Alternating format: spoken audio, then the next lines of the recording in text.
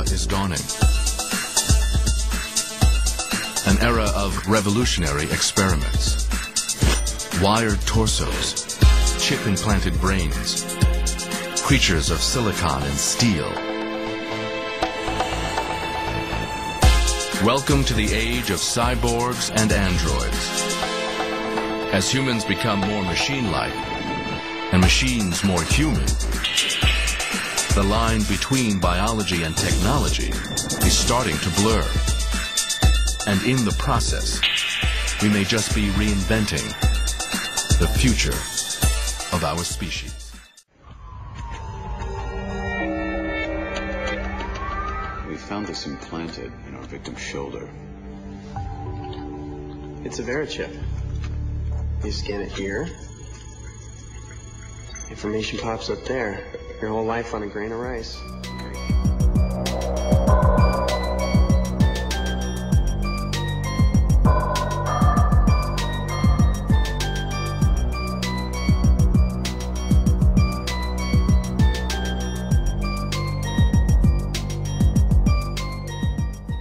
Microchips, subsidiary of publicly traded Applied Digital, has added Tommy Thompson to its board of directors. The company hoping the former Health and Human Services Secretary can help accelerate the use of RFID for healthcare and security applications. We're doing a poll today. Would you have one of these things implanted in your arm or, I don't know, under your scalp or wherever you put it?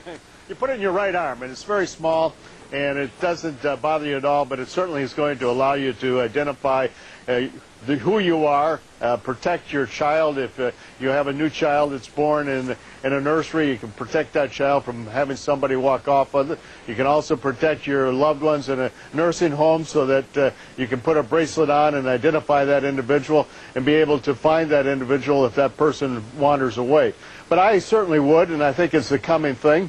And the problem is that medical technology is so far behind that RFIDs are going to really be the impetus in order for us to get new technology in the medical field that's going to help people improve their quality of care. And that's what it's all about. And I'm sorry, sir, did you just say you would get one implanted in your arm? Absolutely. The company has now implanted 2 workers with microchips to monitor their movements, causing some to charge invasion of privacy. The company says it's merely a layer of security beyond key cards and clearance codes. I don't get one of those soon. Well, joining me now is Lance Ulanoff, editor-in-chief of PC Magazine. Lance, this sounds like some freaky science fiction book. Tell us what this is about. These 2 workers have microchips? Right. Well, this is very, very real, and these microchips are about the size of a grain of rice. They get injected into your skin.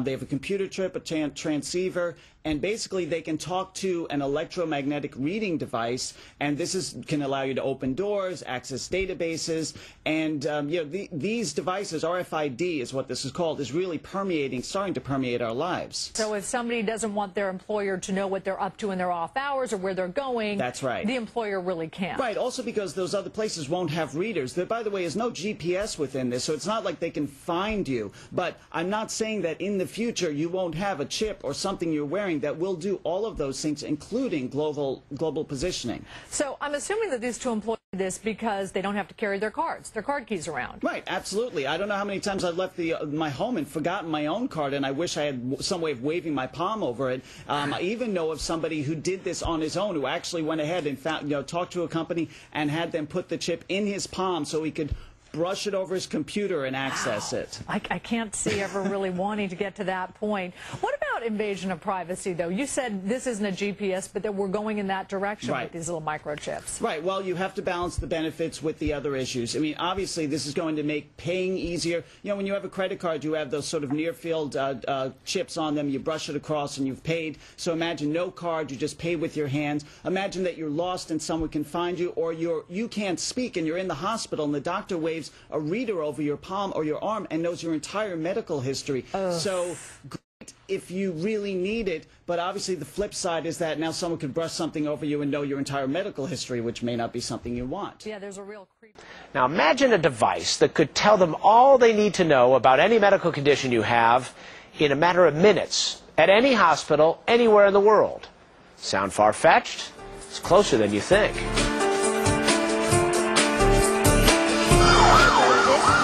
On a typical day, patients come in with heart attacks, strokes, major trauma, with cancer patients and septic shock. You name it, we have it. What might improve the odds for some of those patients at New Jersey's Hackensack University Medical Center is this. That tiny chip Dr. Joseph Feldman, head of the hospital's trauma unit, holds in his hand. It's a radio frequency identification, or RFID tag. The same technology used to tag animals to help reunite a pet with its owner. RFID has now won Food and Drug Administration approval for use in humans. RFID technology is very attractive to emergency departments. It enables people to quickly identify not only who the person is, but what their medical history is. And what would normally take hours sometimes can take a matter of minutes. How does it work? With the wave of a wand, the doctor reads a unique ID number, then logs onto a central database to quickly access your medical history, surgical history, any medications you take, your allergies and blood type, even an emergency contact. So far, fewer than 100 patients are wearing an RFID medical chip in the U.S., and its $200 cost is not covered by insurance, yet. But 65 American hospitals have agreed to implement the technology, and the company that makes the chip expects that number to grow to 200 by the end of the year. If I had the chip, I could travel all over the world. That would give me the freedom of living a life without bounds.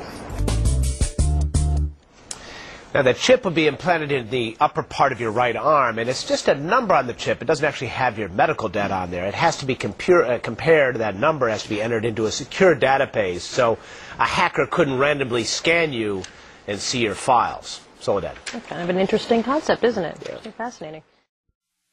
Finally from us this evening, technology on the cutting edge. We were interested today to hear that more than 100 law enforcement officials in Mexico are having microchips implanted in their arms. The chips allow a person to be scanned, sort of like a cereal box at the supermarket checkout. In Mexico, this will be one more tool in the fight against crime. Here's ABC's John McKenzie. You've seen it before, right out of Hollywood. It's maybe a little uncomfortable. A microchip inside the body. A hidden, high-tech identification tag. They're the access codes to your job spot. Now, Mexico's Attorney General and 160 of his deputies have had microchips implanted in their arms to control access to the country's new Criminal Investigation Center. It is to provide access, said the Attorney General, to the right people in exclusive areas where there is valuable, sensitive information.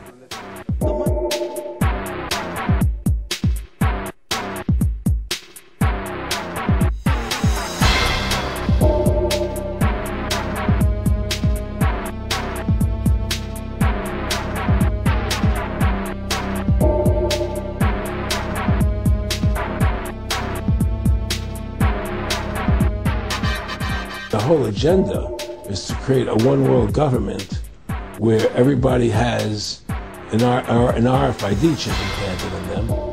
All money is to be in those chips, right? There'll be no more cash. And this is giving me straight from Rockefeller himself. This is what they want to accomplish.